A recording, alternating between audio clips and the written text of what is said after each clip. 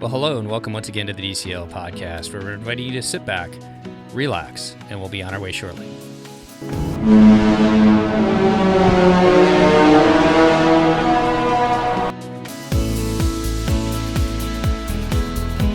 Well, welcome back to the DCL podcast, your podcast to help you and your family cruise a little smarter. And I'd like to welcome back to the show our hardworking travel agent and lawyer from Michigan. How you doing today, Christy from Pack Your Pixie Dust? I got it all in, didn't I? You did well. Every day is an adventure. Every day's an adventure. Normally, you and I banter about nothing, about how cold it is in Michigan and how warm it is in Oregon or something like that. But let's just jump right into it. I'd like to welcome to the show today Sarah from St. Louis. How you doing today, Sarah? I'm doing great. Thanks. Thanks for reaching out. You were on the last sailing of a Disney Cruise Line ship. That's true. That's pretty exciting. And so... in a sad way. Yeah, in a sad way. We are recording this on March 25th, so everybody's in lockdown land, just to give people some perspective. That's true. And which cruise was this, Sarah? So this was the westbound Panama Canal cruise. We left from New Orleans and sailed and ended up in San Diego. So many different topics to talk about this. We threw it out to our Patreon group, so I've got some questions a little bit later too for that they had, and I think we're really going to touch on most of them as we kind of go along.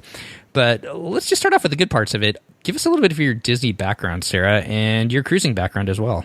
Sure. When I was a kid, I went on one cruise. It was on Carnival. I was in middle school, and I have no particularly pleasant memories about that experience. Do you have unpleasant memories about it?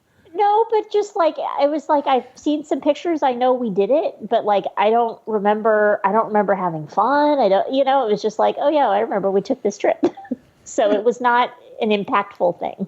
But then for my parents' 50th wedding anniversary, they wanted to do a trip that everybody could go on. So my sister-in-law, my husband and I, my daughter, who was 3 at the time. And so we were trying to come up with a trip where 3 generations could all have fun and get to spend time together and not have to stress the whole way. And we looked into Disney cruising, and we booked a Disney cruise. We did a 4-night out of Port Canaveral. We did all concierge staterooms and just really made a big time of it, because 50 years of marriage is a big deal. Yes, it is. And after that, we were really hooked. So my parents, Amelia and I, have gone on 1 to 2 cruises a year every year since then. So Panama was our 8th cruise. We have been on all 4 ships twice. We've done Alaska, we've done the Med, we've done a Star Wars cruise. So we try to mix it up a little bit and do some different stuff, but we keep coming back to the Disney service and just the real enjoyment of that whole experience. So one of the questions just off the bat, and I think a lot of people have this same problem. I think the Panama Canal cruise, Christine, you can correct me if I'm wrong, it's like a bucket list cruise, isn't it? For sure. And absolutely, you did it, Christy, when Blake was younger. Now he's going to school regularly too. Your daughter Amelia is a little bit older, Sarah, and you're a teacher. How did you fit that into? How did you fit the Panama Canal cruise into your year? I guess because that's a thing that a lot of people would love to do it, but it just question. But they just can't fit it in. So how did it work for you guys? Well, we really got lucky this year. Panama is 2 weeks. And this year, 1 week of the cruise lined up with our spring break. If you look at like teacher days and things like that. So Amelia was only missing 4 days of school, and I was only missing 4 days of school. How old is Amelia? She's in 2nd grade. Okay. So she's 7, almost 8. That is how she answers the question. Almost 8. So she was only missing 4 days of school. I was only missing 4 days of school. And where I teach, we get 4 personal days. They don't usually let us string them all together all at once. But because I teach science and math, and the Panama Canal is obviously relevant to my teaching and everything like that, they gave me an exception to be able to do it this time. And so there you had it. It was really luck of the calendar. And what a great way to sell it, too. Like, hey, I just can take this Disney cruise to the Panama Canal and we could turn it into science and math. Well, I mean, that is why it is on my bucket list. Like, for instance, I don't have any particular interest in the transatlantic. I mean, like, that is not my big thing. But really and truly, being able to see the Panama Canal has been a sciencey interest of mine for a long time. And being on a Disney cruise ship is certainly not a bad way to do it. And I'm just teasing you, giving you a hard time. No, I'm sorry. No. You're good. You're good. So we can't avoid the question. Now that Disney Cruise Line and all the cruise lines are kind of shut down, as this cruise is approaching, we kind of have to rewind, and things just change so rapidly day after day. Talk a little bit about one, sailing out of New Orleans. Had you been there before? Where you stayed? And then two, what were your kind of thoughts as it got closer, just kind of seeing how things are changing in the cruise industry? Did you guys have any hesitation on going, or what were your thoughts and your family's thoughts as it came closer? So my parents had been to New Orleans before, but I had never been, and Amelia had never been.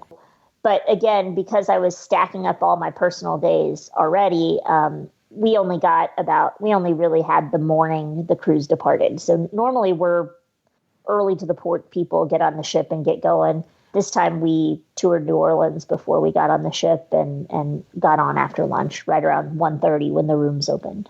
What did you do in New Orleans? We got up early.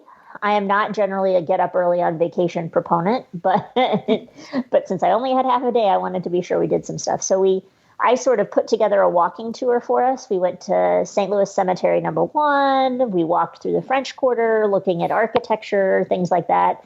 We took a picture at St. Louis and Bourbon Street because it seemed very appropriate. And then we had breakfast at Café du Monde. That was a wonderful experience. How long did you have to wait for a table? 0 minutes. We just walked right in. I know. So if you get there by 8, it's not a problem. Well, there you go. Then we took an Uber over to Mardi Gras World, which is where they build all the Mardi Gras floats. Oh, wow. And that was super cool. You get to walk through their actual warehouse. So people were actually building floats at that point and already getting stuff ready for next year. That was super cool. They also build the Chick-fil-A cows, just so you know. Is that a tour that you paid for? Mm-hmm. Yep. Okay. Yeah. It was super fun. And Amelia really liked it. Tons of great photo ops. It was great. And then we took an Uber back to the French Quarter and had lunch at Napoleon House and just sort of ordered a selection of stuff. We tried a mozzarella. We tried red beans and rice. We got all kinds of, all the New Orleans food. This was my genius parenting moment. I had made sure we do matching shirts on boarding day and they're navy.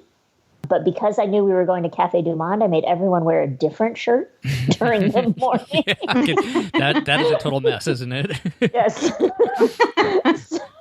So we went back to the hotel, changed into our boarding shirts, and then grabbed an Uber over to the port. Where did you stay? I guess we'll jump back a little bit for the night. We stayed at the Homewood Suites on Rampart. I don't know how they say it there. And where would that be located about? Like, was it? So it is right on the edge of the French Quarter. So it was a quarter mile, like 3 blocks to Bourbon Street.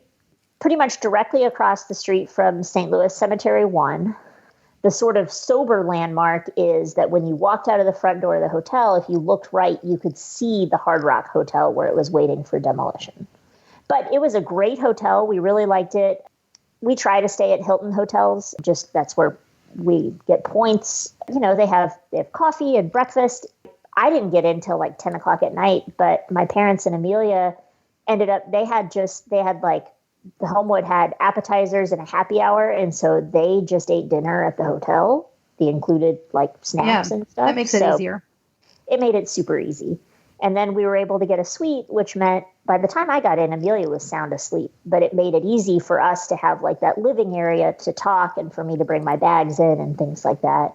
And she could be in bed at a reasonable time. And so you guys head down to the port the next day after touring around New Orleans. You guys had obviously been on the Wonder before. What kind of changed, or what were some of the changes you saw as you got on board this time with the changes kind of in the environment of cruising? The most noticeable one, of course, was we got our temperature taken as we got on board. A lot of the changes didn't actually happen until Panama Day, so almost a week in. That's when they started all the full service buffet and ice cream and all of that. The first 6 days were really just pretty much a normal cruise. Leading up to it, there had started to be some talk, and obviously you'd seen those 2 princess ships get quarantined and all of that. And I would say that, we were pretty confident that Disney was doing what they needed to do to contain it as well as possible. When my mom had gone to the doctor had given her like a Z-Pack and stuff just in case, because it was still flu season. But other than that, I think that was sort of I think everybody was still sort of in a state of of disbelief or not realizing quite the situation, Mm-hmm. Well, and it all just changed so quickly anyway. Yeah, exactly. What was the departure date? Can you remind me of March the cruise? 6th. Yeah, Okay. I'll remind you too, because that was my birthday. So what an amazing sailing date that you had there, Sarah. Yes. Well, gosh, I'm pretty sure I forgot to wish you a happy birthday, Steve. Sorry. Well, Happy belated birthday. Oh, thank you so much. But I don't want to make My this about God, my your birthday month sucks. It's a terrible birthday month, isn't it? We need to move beyond my birthday month. Okay, so let's talk about the cruise.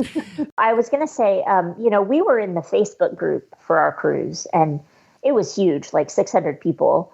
We did have people who at the last minute were having to cancel because their work was saying they were going to be quarantined for 14 days when they came back, or one woman canceled because she was a healthcare professional and there was a possibility she might have cared for someone with the virus. So I think that was, those were the kinds of, just little blips here and there, 2 or 3 people canceling out of 600 because of these little blips and things. This is kind of a hard show, and I don't mean that in a good or a bad way. It's just I don't want to dwell on the negative side. Not that it's all negative or anything Sure. like that, but because you guys had a great cruise too, from just following you along on Twitter and so just talking a little bit ahead of time. You guys have been on the Disney Wonder before. What did you guys think as you got on board this time? How long had it been? So it had been, we did Alaska in 2017. Okay. So we had not seen the new French Quarter Lounge, the redone Cove Cafe. We hadn't gotten to experience the on-demand TV in the staterooms yet. So that was all new to us, and we were really impressed with all of that. The French Quarter Lounge is gorgeous. So beautiful. Wait to go there. And then the on-demand TV is excellent. I mean, I like that they've brought some of the, how in the Magic Porthole on the newer ships, how like the characters come by every so often. Yeah. On the home screen, on the TVs now, on the Wonder anyway, that happens. So like every once in a while, Captain Marvel might swoop by, or the house from Up with all the balloons. It's pretty fun. Okay, that is awesome. Yes. I would never stop staring at my TV. Right. The other thing that they've done, which Amelia and I start pretty much every cruise day the same way, which is just sort of talking about what we want to do for the day, looking at the navigator, and watching the morning show. And on the Wonder, the morning show is now on demand. So we have spent a lot of time watching like the second half of the morning show and then the beginning of it immediately after, because, it normally plays on the loop. But on the Wonder, it's all on demand. So whenever you click, watch the morning show, it starts right at the beginning and you watch it, and you don't have to watch half and then the next half. Steve, have you ever watched a morning show? I have. I'm learning all about the morning show right now. How long is it? And obviously it talks about what's going to happen, right? I have never watched it either, but I've just recently seen it being discussed quite a bit on Twitter, I think it was. And everybody's like, oh, in the morning show, and I'm like, where are we when this is occurring? I am totally missed it. So what do they talk about on it, Sarah? So yeah, they talk. So it's the cruise director and assistant cruise director, and they talk about sort of the events that are happening for the day. And most of the pairs have some sort of gags, not gags, but like things that they add. So some stuff that they do every single day. So they usually film at a different location each day. So a different place around the ship every day, so you can see different things to do. Trent and Carly in Alaska would always pull a kid who was walking by when they filmed, and they would have a kid in the show each day. And I mean, it was just super cute stuff. This cruise we had Ashley and Mike, and those are two of the hardest working people I have ever seen, but they are hilarious. They play off each other super well. Their gags for this cruise were, they had the adult club host Dino do the weather each day, and his weather was always just something like, it's hot, it's cold. It was hilarious every single time. They had David, who was one of the entertainment staff. He was from England, and he did David's word of the day. You call it a cookie. We call it a biscuit. And there was a different one every day. One day it was ranch. You call it ranch. We call it, well, we actually don't have this in England. Well, I love that. It was comical. Yeah. And then they did door of the day. And they would just wander around the ship, and they would find a door they liked a picture of, and they would take a picture of it, and somebody's door was on the morning show. Huh. They would never pick ours because we don't do anything to our door. So I love that. Yeah, mine doesn't really have anything. What kind of door did you have? We didn't actually talk about that. What kind of stateroom did you have? We were a 5C, so we were on deck 6. We were the two most forward verandas on deck 6. And it's interesting, I never would have picked those rooms. We generally, unless we're on the Fantasy, we prefer to stay aft because it's closer to all the things that we do with Amelia, the family pool and stuff like that. This Panama Canal cruise, because it lined up with spring break, it sold super fast. Mm-hmm. And so on Gold Booking Day, we just told our travel agent, like, we prefer deck 6. Any 2 connecting cabins, you can find us. These ended up being the perfect cabins because on Canal Day, we had such a good view. We could even see the front of the ship as we approached the locks. We were low enough that we could talk to the dock workers. I mean, it was amazing. Did they send the photographers off? I know we'll talk about Canal Day in a second, but did they send the photographers off the ship to take the pictures when you guys were going through? They were not allowed to send the photographers off. Aww. I know. Totally disappointing. Was it a Corona thing? Yeah. Yep. Mm. But they were able to send the passport officials on, and so we did get our passport. Oh, cool. Yeah. Yes. That's something. we could just jump into talk about the canal now. Let's go. Okay. Let's go with it. Steve's like, I have lost control of this conversation.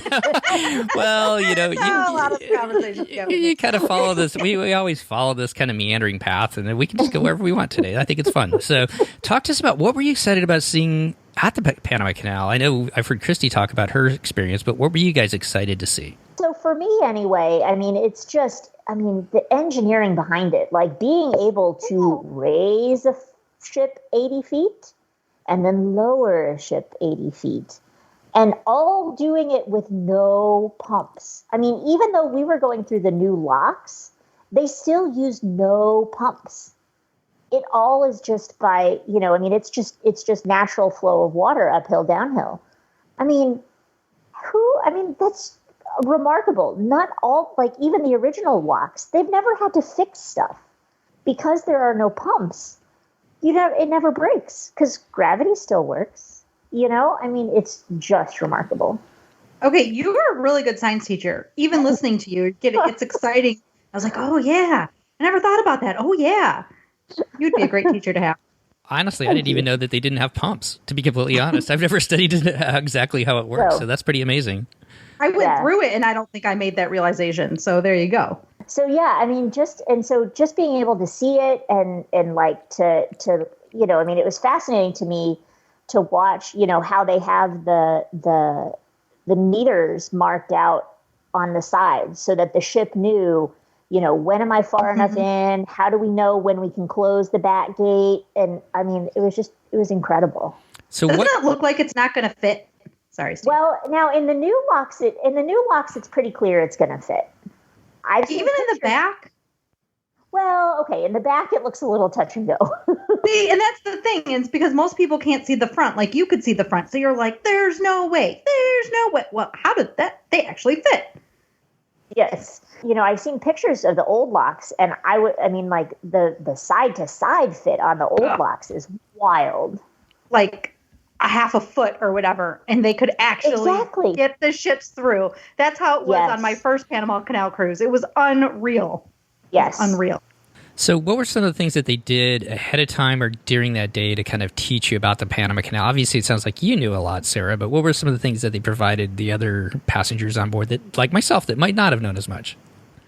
So they had a guest lecturer on board, Richard Costanza, and he gave a whole bunch of talks. He gave 3 talks leading up to the Panama Canal, all about sort of the initial efforts to build the canal, which were primarily driven by Europeans, and then a talk on the American actions that led to the building of the canal, and then the actual engineering and design of the canal.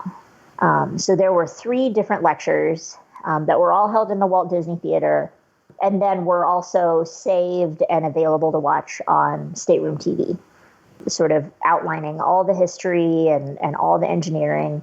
And he was new this year. In previous years, they've had a speaker, Captain Puckett, who used to be a Panama Canal pilot. He's getting on in age, and we were told was no longer feeling up to sailing. And so they got Dr. Costanza. And I was so impressed with his knowledge and his background and how much time he had obviously spent studying and putting together really good, detailed information. And then the day you go through the canal itself, do they kind of give you like a running commentary of what's happening as you go through? Because you kind of go through the first lock, and then you're into the lake, and then you get to the second lock, right? Am I saying that right? Yeah. Mm-hmm. Yeah. And so he comes over the loudspeakers. So that's one of those days where they don't show funnel vision movies. They show the bridge camp. And he is speaking over the ship's announcement PA off and on throughout the day whenever things are happening. So like he was pointing out, we were able to see a crocodile off the side of the ship at one point. He talked about as we went through the locks, which set of locks we were going through. He pointed to the 3 bridges as we passed under them, all of that stuff. And so we had the bridge view on in our stateroom so we could hear all of his commentary while we watched from our veranda. Were they able to open your veranda up? Yes. Okay. So you guys could go between the 2, be together. That's awesome. Exactly. Well, and since Canal Day starts so early, so I actually didn't even realize they had stopped self-service until pretty late in the day. Since Canal Day starts early, we ended up just ordering room service for breakfast. So, and P.S., I never knew this, but this is the day I tried. You can order an all hands on deck for breakfast. Ooh. So I know. I always like something a little more than just a croissant for breakfast. Right. So something with protein. Exactly. So we got a couple cheese plates and some fruit and some croissants and coffees, and had a great morning going through that first set of locks. That sounds perfect. Yes. Correct me if I'm wrong. Didn't you get like some kind of certificate when you went through the locks, Christy? Did you guys get something like that too? No, that's correct. You're correct. Well, you get like a commemorative picture, basically. A lithograph, yeah. Yes, that's the word I'm trying to come up with. Sarah, your daughter did something really cool, and she had her certificate for that. So why don't you tell Steve about that? So on Canal Day, they will scoop up a scoop of canal water, and they pour it in the pool, and then everybody lines up. This is the longest line I have ever seen on a Disney cruise. I mean, it starts at the family pool, and it ran back, I don't know, all the way to the splash area, to Nemo's Reef, the splash area of people who you just get in the pool and you swim across the pool, and then they give you a certificate that says you swam across the Panama Canal because, there's Panama Canal water in the pool. Oh, that's awesome. I love that. Right? It was so cool. And did you do it too, or just your daughter? No, just Amelia did it. Well, my dad did it too. Okay. But yeah, no, Amelia did it. I wanted to be able to do that mom thing where I take lots of pictures and video. That's great. So kind of thinking back on it, did your time through the Panama Canal kind of meet your expectations in the excitement you had for it? That was going to be my question. Okay. Well, you can ask the thing, Christy. You get to have it. I just want you to know that literally I wanted to ask the exact same question. Great minds think alike. We interrupted your answer, Sarah. No. Sorry. Oh, no, it 100%, especially coming out on the other side of Gatun Lake, because coming out on the other side of Gatun Lake is where you go down, right? Mm-hmm. And that is where you can really see, I mean, like going in, you can see that the water level is rising and you see how you're sort of climbing a little bit, but you don't really get that full impact of how your level is changing. Coming out, when you can see all 3 locks ahead of you going down the stair steps, you can really appreciate like, oh, I'm going down. And all the walls around you. Mm-hmm. And exactly. So yeah, I mean, and we were lucky. I mean, it didn't rain. Mm-hmm. It was warm, but not overwhelmingly hot. It was a perfect day. We finished going through the last set of locks during first dinner. Is that when you guys finished as well? We actually finished before. You know, They anticipated us getting to the locks, to the second set of locks around 6:00. We were actually into the second set of locks by about 4:15, 4:30. And so we were all done by the time main dinner started. Well, speaking of dinner then, any other questions about the locks there, Christy, or anything that we missed, Sarah? I don't think so. Did you send a postcard from Panama? Oh, no, I totally forgot to do that. Nope. We got so fixated on getting our passports stamped that I totally forgot to send a postcard. Yeah, and so for the listeners, we did talk about this briefly before. They bring on a passport authority individual who will stamp your passport for the Panama Canal when they go through. And they're only there until like 2:00. And it's not heavily advertised, in my opinion. So you just want to make sure you don't miss that if you're on that cruise. And then you can also send a postcard. You can buy a stamp in the gift shop. They have the postcards. Are those for sale as well? Or did you get some in your cabin? They're in the desk drawer. There are 2 in your desk drawer every time. But they didn't have in your cabin the Panama Canal postcard, right? No, that's concierge. Yeah, sorry. I was trying to determine. Yeah, we did get a postcard. And for the listeners at home, Sarah was kind of really giving Christy a hard time before we started recording, so I'm loving this show. Yeah, wait a minute. Why is it Abuse Christy Day? Oh, it's all for the fun of it. Well, let's turn back around about food. Let's get into some of the nuts and bolts now. Sarah, I'm sure you are similar to me. You love Tritons. You love going down there and having the escargot every night that you get it down there. What was your dining experience? Serious question, though. A little bit of the nuts and bolts. You guys have 14 days. What was it like dining on board, and how did the menus change around, and what did you think of Tiana's place? Another compound question, by the way. Very, but she's a teacher, and I know she can handle it. It's all good. So going into this, my mom and I especially had discussed, we're like, there is no way we're going to the dining rooms 14 nights in a row. Mm-hmm. Like, we like the dining room food, but we already knew there were a couple menus that weren't our favorites. Seasons and Vista are just not my favorites. They don't have things that I love on them. Frozen too, but I knew I would never convince Amelia to not go to dinner on Frozen night. So, you know, we had sort of planned, we'll maybe have dinner on deck or try Cabana's sit-down dinner. We've never done that. You know, just sort of thinking ahead. But I have to tell you, this is the best serving team we have ever had. And the food on the Wonder is on point right now. I mean, we did not have a bad dish. Our server was 100% accurate on all of his recommendations. Our assistant server was just so delightful and really connected with Amelia. And then our head server, one night, Amelia ordered something. And this was her first cruise ordering off the adult menu. And she ordered something, and It was fine, but it was just like, it was chicken and potatoes. It wasn't very exciting, and she was kind of picking at it. I don't know where our head server came from. I didn't even see him. I hadn't even noticed that Amelia wasn't really eating yet. He came out of nowhere and said, "My sunshine," that's what he called her. "My sunshine, do you not like your dinner?" And she's like, "No, it's just okay." And he goes, "Give me a minute." And away he went and came back with curry and rice. She loves curry. On our last couple cruises, that's all she's eaten is curry. And he came back in, I don't know, 5 or 6 minutes with a whole plate of curry for her. I hadn't even noticed she didn't like her dinner. And he is, and he is like magically making her favorite food appear. That is amazing. That is honestly, the other cruise lines can feed you. They're great, right? Their service is fine. But that's the Disney difference. That's the Disney touch. Yes, absolutely. So anyway, I love that story. We ate in the dining room all 14 nights. I knew that was coming. Yes. Well, it's amazing when you get a good serving team like that. It just makes you want to come back, doesn't it?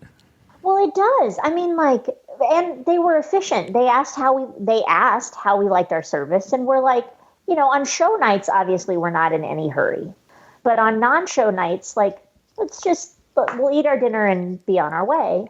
And they did. I mean, we were out of there a couple nights in 45 minutes, usually just over an hour, because they listened to our preferences, and yet we still had time for magic tricks and jokes and all kinds of stuff. It sounds like the perfect serving team. They kind of knew exactly what you guys needed each night and kind of, met your needs each night too. So what did you think of Tiana's place? Oh, we love Tiana's place. Mm-hmm. Yes. It's so much fun. And I love, we've only done the 7 nights, so we've always had the both shows. I assume on shorter cruises, they do a combined show like they do on Rapunzel's. We've always had the split show. The live jazz trio is so much fun, and it's great to see Tiana and Louis come throughout the restaurant. I like that the food is different than what you can get in any other dining rooms. There are some different options that are kind of fun. And you can't go wrong with beignets for dessert. Right. So, no, we really, really enjoy it. So I'll put you on the spot real quick. Cafe Du Monde or Tiana's Place beignets? Oh, well, Cafe Du Monde, clearly. Okay. Just checking. Yes. Yeah, since I've not been to Cafe Du Monde yet, well, that makes me want to go even more. So, well, yes. Besides the dining then, let's talk about the kids' clubs, being on a longer cruise like this. How did Amelia like the time in the kids' clubs? And I know she went to, I believe she went to the pajama party, but that got changed up a little bit as well. She loves the clubs. She will spend hours and hours there. This time, she got a new favorite activity, Gaga Ball. And whatever. Your kid loves that, right? Yeah. I think like as our kids have aged up through there, they at some point they love Gaga Ball. It's a fun thing that the kids do. Yes. So, and they also had Foursquare tournaments. So they did both Foursquare and Gaga Ball tournaments. And so she would just comb the navigator looking for Foursquare and Gaga Ball. And made sure she was there for all of those. She also kind of enjoyed going to some Edge open houses. I think it was just a little bit different scene, a couple different things for her to do. But yeah, no, she loves the kids' clubs. A couple special activities she did. They did the Friendship Rocks show, which she had never done before, and that was fun. They teach the kids like a musical number, and then they take them to the Walt Disney Theater and they perform on the Walt Disney Theater stage. That's really cool. And then she did the Coast to Coast Camp Out, and that's what you were talking about, that was adjusted and was no longer a sleepover. Okay, yeah, but normally it's a sleepover, right? Yeah, mm-hmm. Yep, they only do it on the right away. Yes, so that only 100 kids can do it, which normally is not a problem, because normally on the Panama Canal cruise, they only have 200 or 250 kids. This time, they had almost 400, again, because I think it coincided with a lot of spring breaks. But still, they were still limiting it to 100. Besides the kids' clubs, then, what were some of the things that you guys looked forward to as you cruised this time and that you guys experienced on the ship during the sea days, which there ended up being quite a few of them? But what were some of the activities that you guys like to do, from the shows to some of the maybe game shows or bingo or what else? We really like, I mean, we like going to ports and seeing different stuff. I love a good sea day. Did it get to be too much, though? Well, so, and this is again, I mean, they were, I don't know, I hope that entertainment team, like, slept for 3 days straight after we got off the ship. They had a chance to. Right. I mean, they were writing, I mean, you know, because in the Navigator app, you can look at the schedule ahead, right? And get a feel for what the events are going to be for the week. They were adding extra trivia sessions. They were adding extra game shows. They ended up doing a second Match Your Mate. I mean, they just kept adding activities more and more and more as we kept just getting more and more and more sea days with no new entertainers. We should tell the listeners, basically, what happens on the Panama Canal Cruise is they set out the entertainment schedule for the first week, and then the second week, they have another entertainer that would board in one of the ports come on to be the entertainer. Well, because of the coronavirus, Disney was unable to make, and not because of anybody on their ship, but just because of the cities and things like that, Disney was not able to let anybody off in or have an actual proper stop in Cartagena, which is where one of the entertainers or the other set of entertainers was supposed to board, correct? Right. So when we boarded, John Armstrong, the magician, and Heath Height, the comedian, were both on board.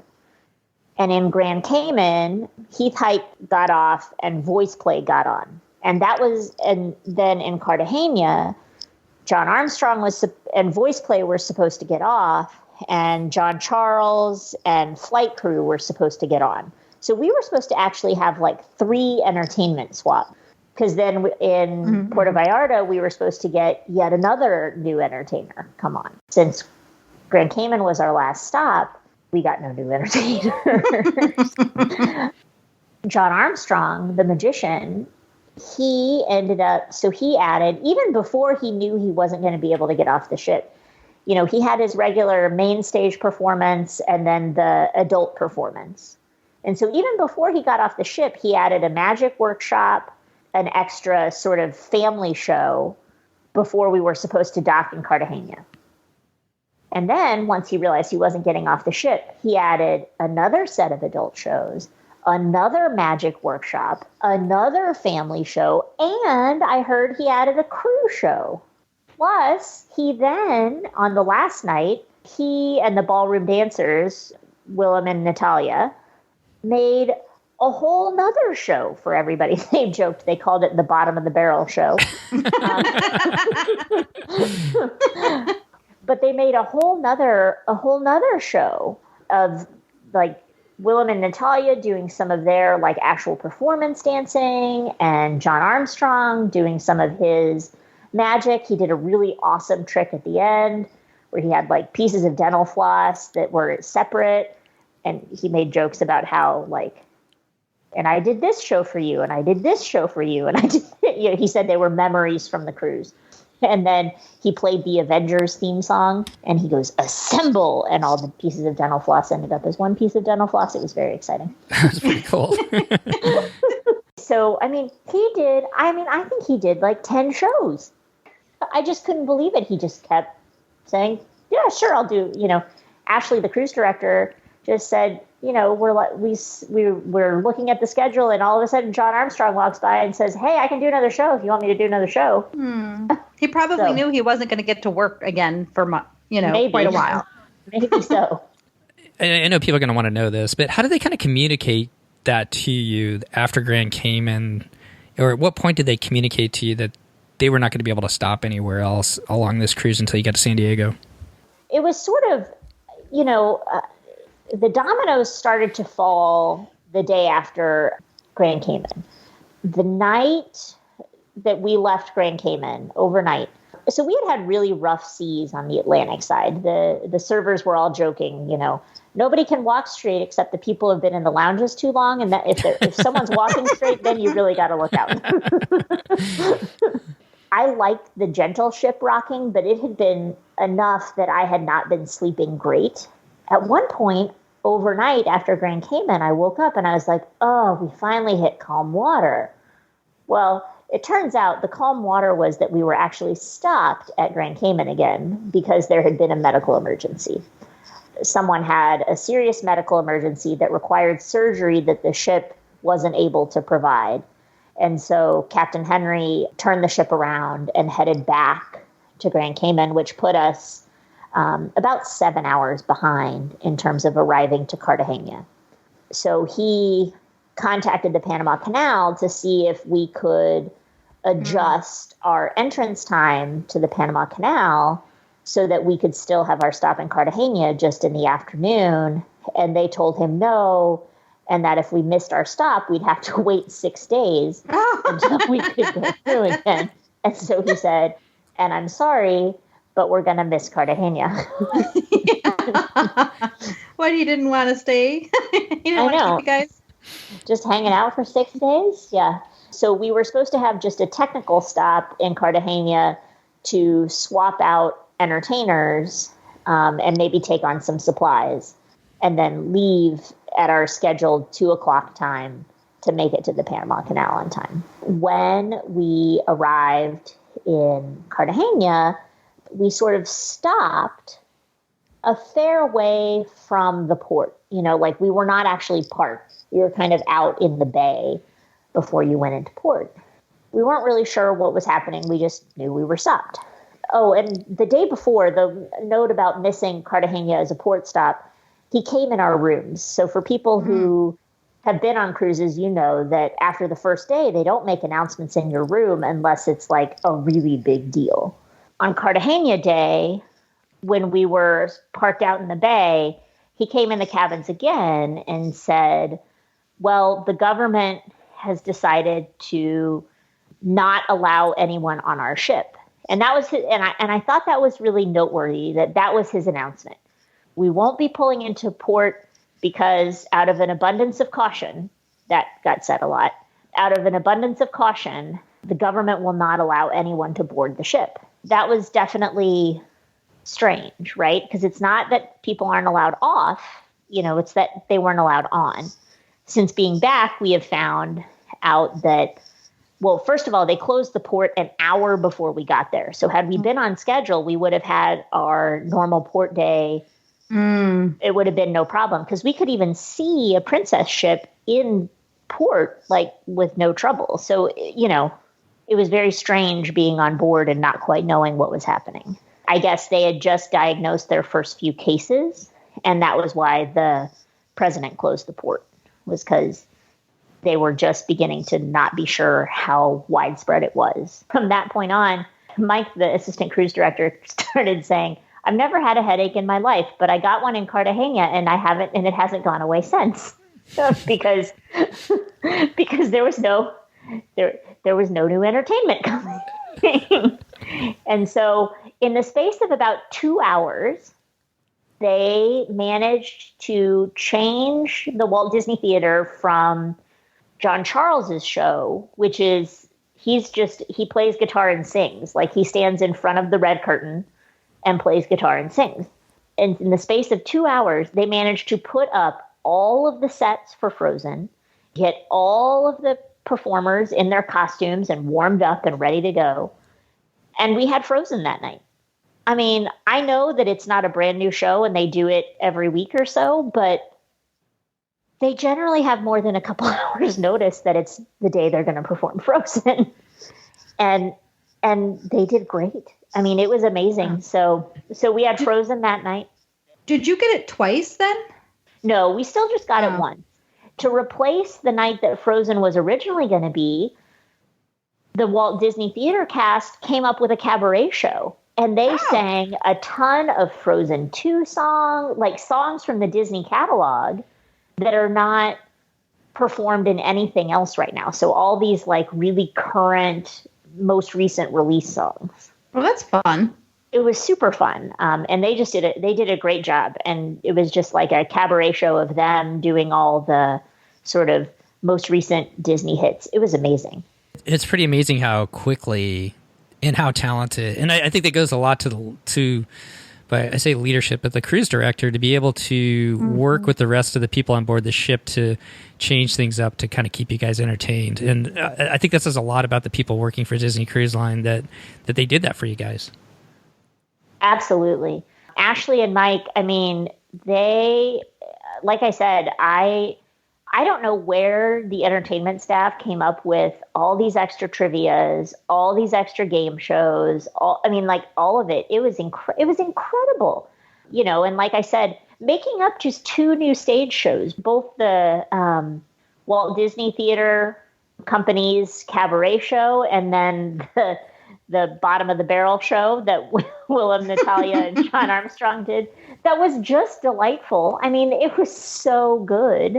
Not only that Ashley and Mike were able to sort of know what to ask people to do, but that their leadership inspired people to put in all that extra work. So I hate to go back to kind of the negative, or maybe not so much negative, but kind of the overall feel. And so I'll ask the elephant in the room. The elephant in the room. But these are kind of the questions. Yeah, the elephant in the room. But these are some of the questions that people wanted. So now you guys realize that you're not going to stop at Puerto Vallarta. You're not going to stop at Cabo San Lucas. Oh, we didn't know that. We didn't know that yet. Oh, you didn't know that yet. Okay. No. Okay. So on the backside of the canal, well, I guess, was it Canal Day? Was it that Thursday that DCL announced they were suspending operations? I think so. I don't remember. What was the date that they announced they were suspending operations? I can probably tell you in a second. I think it was March 12th. I think you're right. I had cell signal until late in the evening because after you pass through the canal, they drop anchor and refuel. A fuel tanker pulls up next to you, and they refuel the ship after you go through the canal. That's because the canal is based on weight, so they want to not refuel until after the canal because then obviously they'll weigh more. After dinner, while we were refueling, I still had internet, and so I was calling home and checking in with my husband. And I saw word come across Twitter that DCL was suspending operations. I got the news about an hour after it started breaking. And so I went down to guest services. I'm already thinking, like, are they going to drop us off in Panama? Like, what's about to happen? And the people at guest services, well, first of all, the atrium was already full of officers. So it was clear that the ship knew that people were about to start getting worried. And so the atrium was already full of officers ready to answer questions, super compassionate, super friendly, but also with a lot of, we don't actually know what's about to happen. We're probably going to find out the same time you do. And then Captain Henry came over the intercom again. And this is where you could tell that enough people had heard the news because, if you're in a public space and the announcement chime dings, people kind of halfway pay attention to it, but not very closely. But starting on this night, if you heard the announcement chime, I mean, people got silent. It was amazing. I've never seen that happen on a cruise. So Captain Henry announced that in an abundance of caution, DCL was suspending operations and so on and so forth, but that our cruise was going to continue as scheduled and that we would still be stopping in Puerto Vallarta and Cabo San Lucas. And so everybody was like, well, at least we know we're going back to San Diego and we're not going to be dropped off in Panama. And so we sort of went about our business. And then we already had scheduled 5, I think, sea days in a row. So that was part of the itinerary, was 5 sea days in a row. Like I mentioned, it had been really rough on the Atlantic side. And so we were just all enjoying the warm weather and the smooth sailing. And I mean, they were 5 good sea days, But a couple days before Puerto Vallarta, Captain Henry came on again. And again, this time it was in the staterooms. And he announced that in an abundance of caution, and because governments keep changing the port rules, like within hours of ships arriving, as had happened to us in Cartagena, that we were going to skip the last 2 ports and go straight to San Diego and arrive on the 19th. I did relook. So the other cruise companies, some other companies were releasing or changing their itineraries on the 12th, but Disney actually came out on the 13th to say that, just so the listeners are like, wait a minute, that wasn't the day. Gotcha. And I admit, because we ended up with those 10 sea days in a row, you got a couple of them confused. I'm like, they sort of all start to run together. 10 days in a row. That is insane. You sort of got your transatlantic in too, so they should probably give you. Exactly. I should get a transatlantic lithograph too. You should get something like that. Well, I think the kind of overall general question people want to know that we, when I threw it out there for our Patreon supporters to ask, was, what was the mood of the ship after you heard about that, and what was it like on board, knowing that you're going to miss these ports, you're getting now into San Diego early, and maybe at the time you didn't really know you guys were on the last Disney Cruise Line ship sailing, but how did that kind of change, or did it change the sailing for you guys? Well, first of all, I mean, again, and I've said several things throughout, but like this crew, this was the Disney difference from top to bottom. Captain Henry was around. I mean, I have never seen a captain around quite as much as he was. I mean, he was in the atrium. He was walking around. He was talking to people. I saw him almost every single day. Same with Ashley and Mike. I mean, they were just, everyone was visible every evening. Normally, officers are only out kind of on formal nights. Every evening there were officers circulating in the atrium, answering questions, talking to people, asking how they could help. Martin, the hotel director, I saw him around a lot. I mean, it was clear from top to bottom that their priority was guest experience. And I would say I did not see anyone behaving badly. People were disappointed. Like I said, the attention to announcements showed that people were aware and feeling a little stressed probably, but the cruise itself was still all about being on vacation and having fun. Did they open up the internet at some point? They did. So I guess Puerto Vallarta Day, maybe what was supposed to be Puerto Vallarta Day, they made an announcement. He came in the cabins again and said that because of the shortened sailing and the missed port stops, anyone on the sailing would be eligible for 40% off a future cruise as long as it was a date that was already released. And they were going to give us back 10% of our cruise fare and the port fees for the ports that were missed. And because some people were getting off on Thursday instead of Friday, the company was going to pay everybody's gratuities for that last day. And we all got 100 megs of free Wi-Fi, and the phones no longer charged. So you could call shore from your stateroom phone to make any arrangements or check in with home or do anything like that. So, I mean, wow. For me, right, this isn't the sailing we signed up for. I mean, but the cruise contract clearly states right, it that sure they does. can do all these things. No one promises you smooth seas. No one promises you can make your own ice cream. And no one promises you'll get to stop at all these places that you'd hope to. And yet Disney they really went above and beyond. Yeah, I mean, they laid it on the line for us. That was a very nice offer. Yes. Yeah, it seemed like the crew itself went above and beyond to keep you guys entertained in the sea days. And then they did everything that they could to do what they thought was right for you guys to make up for the things that you missed. I guess the question I have is, like, for the port adventures, if you had port adventures booked in Puerto Vallarta and Cabo, I'm assuming that those were covered as well. No, they charged you for them. They charge you for those? Okay. No, they... Did I miss that? I'm sorry. I can edit this part out. Like, I'm being a smart aleck at this point. But no, of course you never. Any cruise line is going to give you back the money for a port adventure. Well, that's what I figured, but I figured I better ask it. So, because somebody's going to ask me, it's like, well, did they get their money back? Yeah, so, anyways. Of course. Yes.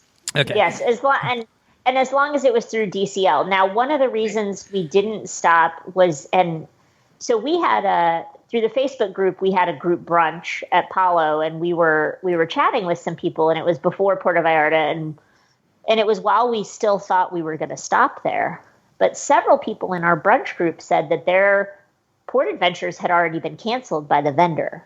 And there were at least 3 or 4 port adventures that the vendors had already canceled.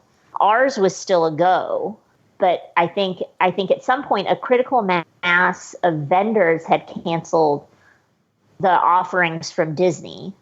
And since the ports kept changing regulations, I think that was about the only choice they had. One of the questions somebody had was there any point that they had people, did they have you remain in your rooms at all for anything? I'm guessing not from the way you're talking about No. it. Okay. There was never, so we found out later, throughout the entire trip, the crew was having their temperature taken twice a day. They had already started monitoring the crew consistently throughout the cruise. So they were getting their temperatures taken twice a day, every day, to make sure that any sort of sickness was contained. And obviously keeping a close eye on passengers. There was never any report of any illness on the ship. In some ways, and lots of us said this, in some ways we felt a little safer on the ship than for real. we did going. I think a lot of us on land felt the same way as we're kind of watching this last cruise kind of come up the West Coast. I was like, man, I wish we were there. Mm-hmm. Yeah. So, it's like the Twilight Zone. Nobody could have ever imagined that that everything was happening here was happening. You just could not imagine. So I have a couple of other questions. Oh, do you have more on that subject, Steve? No, kind of more just like finishing up when you get to San Diego. But if you got some questions about the cruise, go for it. Yeah, I do. So in the past on the Panama Canal, and I believe they do this on the Transatlantic, they open up the kids clubs for adult, like open house. Did they have that? Yep. They had many. Again, they added more of those because they needed something to do with you guys. Did you participate in any of them? I did a Stitches Space Goo. I don't, it was fun.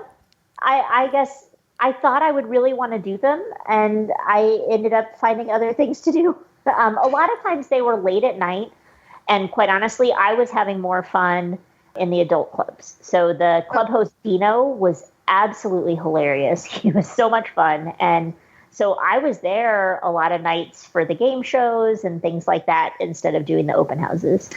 And did you go were your parents with you for that as well? And was your daughter at the kids club? What sort of your... So there were a couple nights where I went out. So my parents and Amelia went to bed and I went out. And okay. Lived it up. I did. I will say that my parents were couple number 3 on Match Your Mate on the first night. No. How did that they go? Were. It was so cute. So like couple number 1 had gotten married the day they boarded the ship. Couple number 2 had been married, I think 6 weeks or something. So not very long.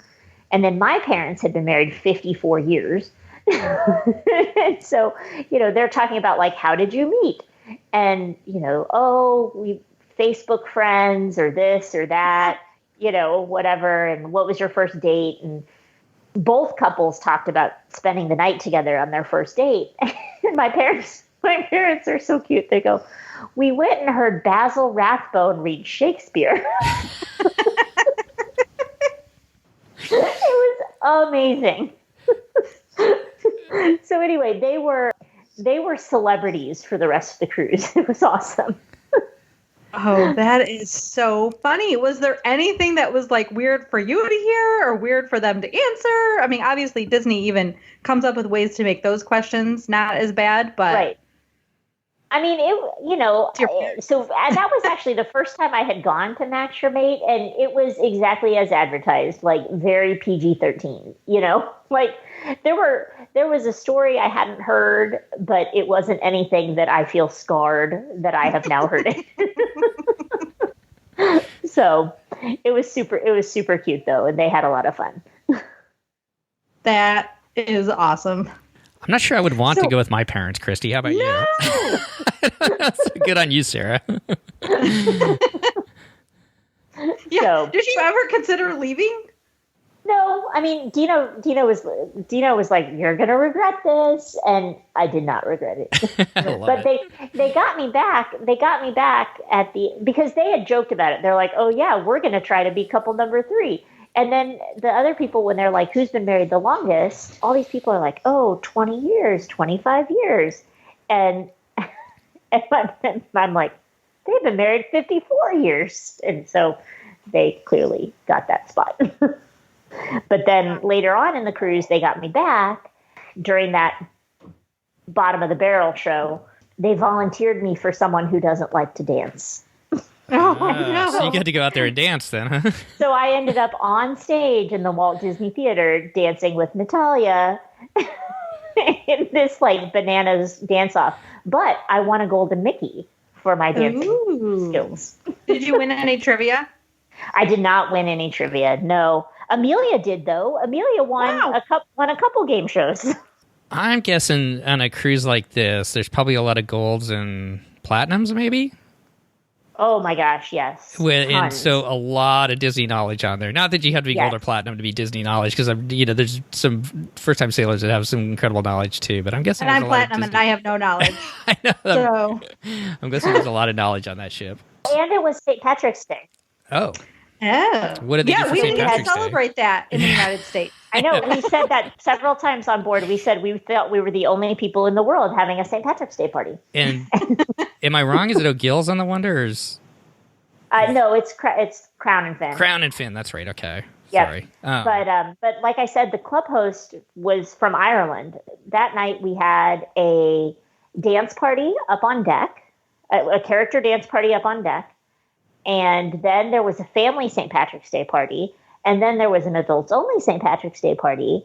And, we had our good Irish host, and there was a crew member who had competed at a national level in Irish dancing. So she came out and did Irish dancing. Wow. And there was much singing of Irish songs. And yes, it was great fun. Does Mickey have a leprechaun outfit? He does not. I know. I was kind of hoping for one. Right. Yeah, that would have been fun. Yeah. So in Mexico, they would do the costume changes of Mickey and Minnie and do the meet and greets. You didn't stop in Mexico, but did they still do that during those days? No, well, we did stop in Cozumel, so they did. Right. They did it then, and then they did it on the other side as well. Yep. So we got to see them in their outfits. They did it when they would have. Correct. Okay. And they did a whole bunch of Mickey and Friends photos. Oh yes. Did you get them? Aren't they amazing? They're amazing. But they did them in all the different outfits. So they did them in their Mexico outfits. They did them in their cruise outfits. They did them in their beach outfits. They did them in their formal outfits. So many more than we did. It was awesome. Well, that is very cool. So, and that is. Oh, and they had Mardi Gras outfits. Oh, wow. Yes. So, Steve and listeners, that is when they get all of the characters and they line them up, and you get to stand in line and take a picture with everybody, like Mickey and Minnie and Donald and Goofy and Pluto and random other ones that they might mix in, like Chip and Dale. And you get like one picture per cabin. At least that's the way it was for me. Is that still how it was for you? No, same. Yep. Mm-hmm. Yeah. And that's how they were, and no autographs, but that's how they get everybody through. Yeah, it's amazing. Oh, but you had so many. That's so cool. Those pictures it's like the only time you can get them. That's awesome. Did you do the photo package? We did not. Okay. We did not do the photo package. But even for those whole group ones, they were we got great ones on my camera, on my phone. Well, I feel like this podcast could just go on and on and on. Kind of like your days at sea. Kind of like my days at sea. It's day number 457 at sea. I mean, like that became the joke. Sea day number 32. Oh, so you are going to talk about the pulling into San Diego, right? Okay. Yeah. So to wrap it up, a couple questions as we wrap it up. You guys get into San Diego. They give you the option to stay on board an extra day or get off early. What did you guys decide to do? So we stayed till Friday. Based on talking to my husband and my parents talking to people in New Mexico where they live, we toyed with the idea of leaving early. Amelia was very much opposed to that. She wanted her 14-day cruise. Flights from San Diego to Albuquerque wouldn't have been a problem, but San Diego to St. Louis were a problem. Most of the flights left early in the day. On Thursday, you could only disembark between 12 and 2. Based on that time window, we wouldn't be able to leave till Friday anyway. And so we decided to just stay with our basic plans. Now, when we called Southwest, it was really interesting. we called just to verify our flights. My parents are over 70. They wanted to make sure there weren't any new travel restrictions against them. And we just double checked my flights. The agent we spoke to was really great. She said, I just heard something about Las Vegas. She goes, let me see if I can route you through anywhere else. And she ended up rerouting us through Denver, which turned out really lucky because the Las Vegas airport ended up closing on Friday for a while because I guess someone in the tower had tested positive. So it was a very lucky move that our itinerary had been changed. Well, you made the smart choice to stay another day and kind of enjoy yourself. Yeah, and live in the bubble. Live in the bubble for 24 more hours. Yeah, before you came back to reality. So, yes. Yeah. And just as a side note, I was in Vegas the other day. The tower's still closed. It's going to be closed for, I don't even know how long. It's just a mess going in and out of there, but that's a total side note. How does one go in and out without a tower? I had the same question. It's sort of funny because you go back to general aviation, which there's different rules. So there's lots of airports around, not that airlines generally fly into without towers, but so there's just rules on how you do it. And it was pretty comical because most of us in the airline industry have not done it for years and years and years. And so all of us trying to go back to when we first learned how to fly, what we're supposed to say and do and everything else is kind of comical the other day. But but didn't you just go to pilot school? Apparently they don't cover pilgrimage. Yeah. Piloting. Yeah. Now you know what will be in pilot school next year. Exactly. Yeah, you are so right in that, Sarah. That's exactly what they do. Whatever happens big this year, they add into it next year. So, so a couple of questions, I guess, as we finish up. You got to see probably the main thing. It sounds like that you wanted to do going through the Panama Canal. Do you feel like this is a cruise that you need to do again? Like you felt you missed some stuff on the west side, or were you satisfied? Do this cruise again? I know. Well, everybody probably wants to do it again, I guess. But yes, I would love to do this cruise again. Yeah. But I think I would feel just as. I was even looking at West Coast itineraries, and it doesn't. I would love to go to Puerto Vallarta. I was super excited about our excursion in Puerto Vallarta, and so I would love to be able to do sort of a Mexican Riviera cruise, but I don't think I feel like I got to tick that item off my bucket list. I got to see the Panama Canal, which was my main reason for going on this trip. Okay. Well, when the Fantasy comes out to the West Coast here in a couple of years, you can... Here we go.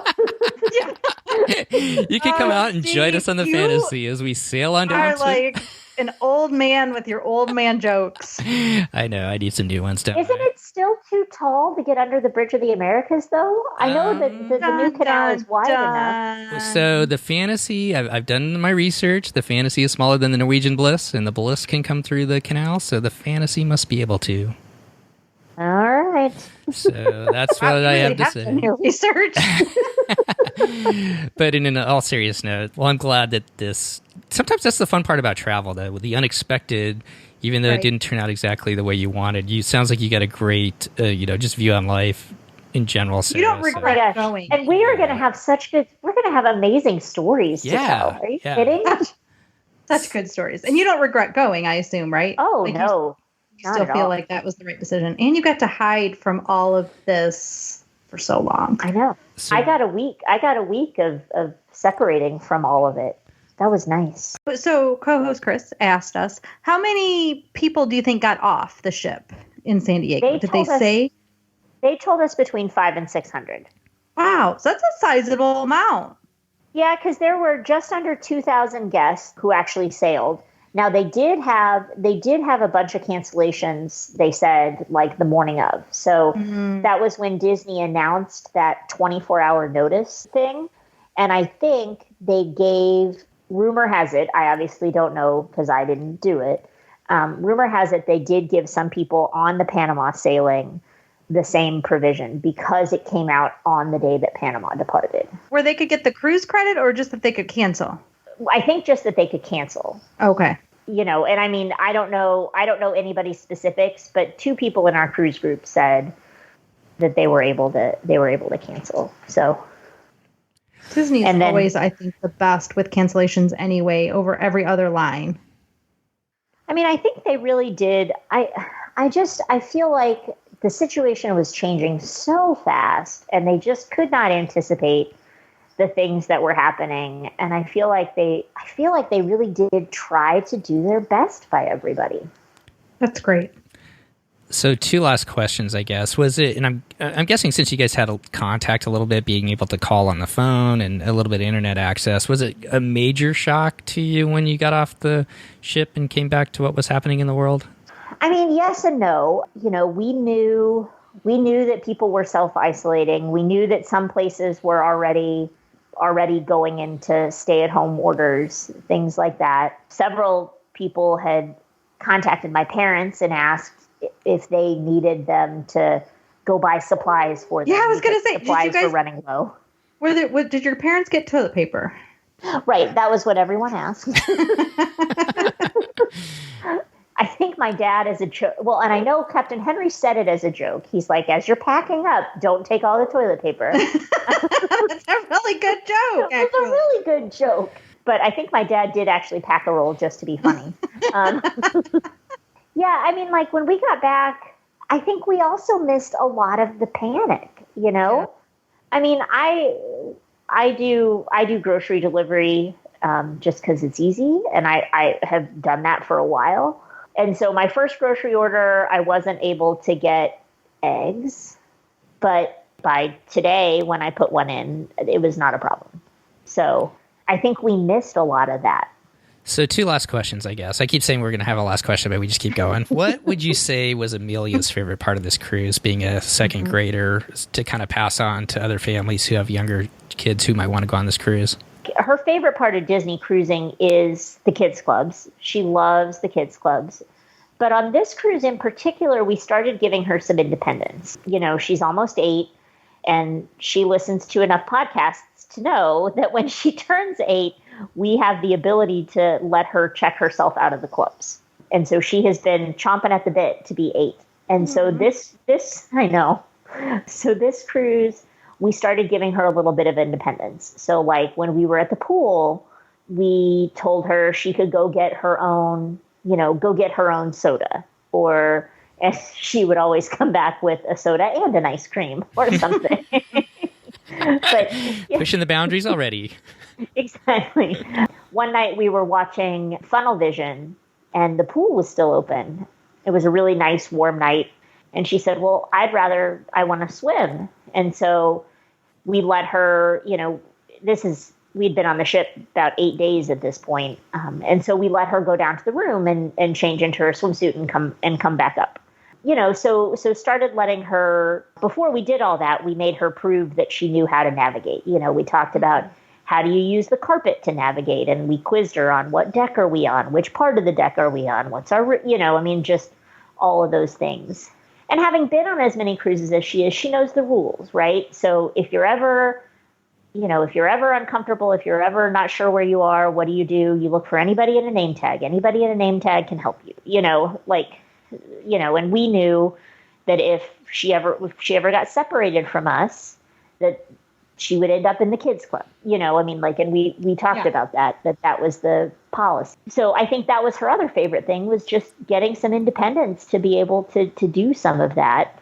And it made us feel more confident about when she is 8, that giving her a little bit more freedom, but that also she will stick within the boundaries that we set. Go right here, go right there, no detours, stuff like that. Your time is coming, Christy. Your time is coming. Stop it right now. No, I think that has been still my little baby. I know. That has been one of the greatest things for our kids too, to see them, to give them just a little bit of that freedom to build that confidence, and yeah. Even on Disney, you've got to be careful and all that type of stuff. But it is a good environment to kind of let them to take the leash off a little bit and let them build that confidence in themselves and have a little bit of that freedom. Well, and like I said, we didn't let her do it until, you know, we would be coming from somewhere and I wouldn't tell her anything. I'd be like, okay, take me back to the room. Right. And we turned the wrong way a few times. The funny thing is, our oldest would have gotten lost if he was as young as our youngest one was. When we let him have a little bit more freedom, he would have been lost all the time. But our youngest is right on it; he knows where he's going. Yeah. So, Sarah, I think we could talk all night, as we were talking about probably 20 minutes ago. But All of a sudden, you're like, we're talking about the carpet. Steve's going nuts right now. when we're talking about the thread count in the sheets, it's probably time to wrap this one up. But what's next for you guys? I know that the ships aren't sailing right now. It's going to happen soon. What's next for you guys? Before we left, we booked a back-to-back on the Dream for next spring break. We have not sailed on the Dream since our first 2 cruises, and it's been updated, and the Beauty and the Beast show has come out. We're eager to check that out. And plus, we're gonna sail in category 8A, which is that split layout mini suite. So I'm pretty excited about that. With our 40% off, we booked a Fantasy for next summer that goes to San Juan. We've never been there. We'd like to go and check it out. We do understand that sometimes ports get skipped and we may not make it. You more than anybody. Right. But our goal is to go to San Juan. It would be nice to go to San Juan. Exactly. Or another port or 2 or 3, perhaps. Or we're super excited because, that one has 3 sea days, and we do love a sea day. Well, if it does Maybe miss not 10 of them. Yeah, if it does miss San in Juan. a row. Yeah. Well, Sarah, once again, thank you so much for coming on so quickly, too, after you guys got back. Thanks for sharing your story and your experience on this kind of crazy cruise, but just a wonderful cruise as well, as you got to see the Panama Canal and the beautiful Disney Wonder. So thanks again, and we want to wish you the best. And when you guys get on that next cruise and come back, we'd love to have you back on. Absolutely. Thanks so much for having me. It was a lot of fun. Definitely. All the best. Yes, it was. All the best, and we will be talking to you soon. Thanks again, Sarah. Awesome. Thanks so much. Well, that's going to wrap up our show today. Once again, I really want to thank Sarah for coming on and sharing her and her family's experiences as they sailed on the last Disney Cruise Line sailing as of April 2nd here today, as I get this out to you guys through the Panama Canal and the beautiful Disney Wonder.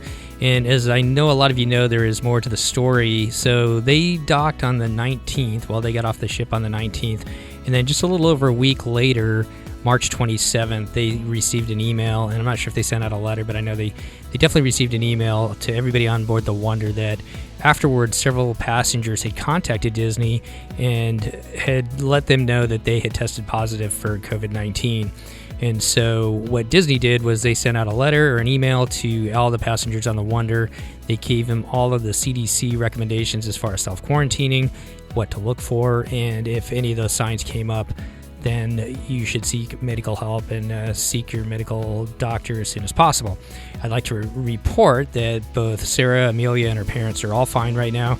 They're still in the midst of their 14-day self-quarantining. But as of today, they are all doing well. And as I think you can tell through most of the episode, they made the most of it and had just a wonderful time and really enjoyed their time sailing through the Panama Canal. So I really want to thank Sarah once again for coming on so quickly and sharing her experiences. I know a lot of people out there were really interested on hearing about the last sailing that DCL has had so far as the Disney Wonder pulling into San Diego on March 19th. Well, as we continue forward, let's hope that sooner than later we get past this, we figure out a way to get past the coronavirus, and we see these, and all of us are back out sailing with Disney Cruise Line here sometime soon in the near future. Well, we've got a lot of shows still in the bucket list. We've got a lot still in the hopper that we've recorded a while ago, and I want to thank all of you who have come on the show to record and have not heard your episode out. I promise we're getting through them just as quickly as we can to keep you entertained until those ships start sailing again. Between now and then, though, if you would like to get a hold of myself, Steve, or Christy or Chris, you can do so. Myself, Steve, at DCLpodcast.com. Christy and Chris, I'll leave their information down in the show notes. Look for that there. You can always follow us along on Facebook at DCL Podcast and over at Instagram at DCL_podcast. So look for us there. We love interacting with each and every one of you. Well, we hope you enjoyed the quiz show as well, the trivia show. We will be working on some new ones like that in the future, so be on the lookout for that as well. Well, between now and our next show, on behalf of myself, Steve, Christy, and Chris, we want to wish you and your families all the best out there. Be well, and we'll see you soon, and see you next time on the DCL Podcast. The DCL podcast is not affiliated with the Disney Cruise Line, Walt Disney Company, Adventures by Disney, or Run Disney. All of the opinions expressed on our shows are those of the hosts and the guests who appear on the show. If you have any questions about any of these products, please contact the Walt Disney Company.